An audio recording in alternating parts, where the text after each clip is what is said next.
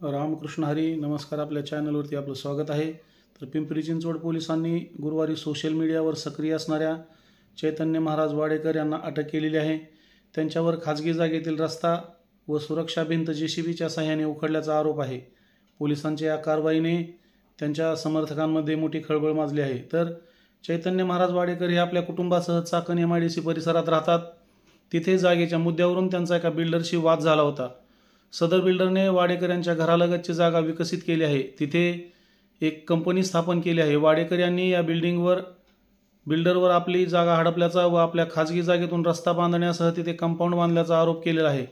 या प्रकरणी वाडेकर कुटुंबियांनी न्यायालयात धाव घेतली होती.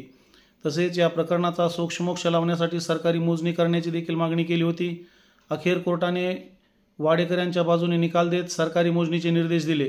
त्यानंतर या प्रकरणी योग्य ती कारवाई होण्याची अपेक्षा होती. पण तत्पूर्वीच चैतन्य वाडेकर यांनी आपले भाऊ व इतर सहकाऱ्यांच्या मदतीने JCB बोलावून रात्रीतूनच कंपनीकडे जाणारा रस्ता उखडून टाकला व सुरक्षा भिंतही पाडून टाकली. चैतन्य वाडेकर यांच्या या कृतीविरोधात बिल्डर म्हाळुंगे पोलीस ठाण्यात तक्रार दाखल केली.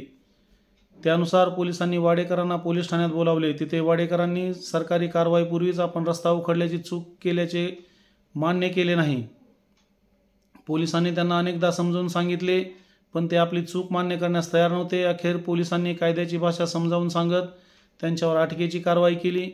पोलिसांनी या प्रकरणी चैतन्य वाडेकर यांच्यासह त्यांचे 3 भाऊ व इतर 2 सहकारी अशा एकूण 6 जणांना अटक केली आहे. तसेच घटनेतील JCB देखील जप्त करण्यात आलेला आहे. तर चैतन्य वाडेकर महाराज हे सोशल मीडियावरती खूप सक्रिय आहेत. तिथे त्यांचे हजारो फॉलोअर्स देखील आहेत.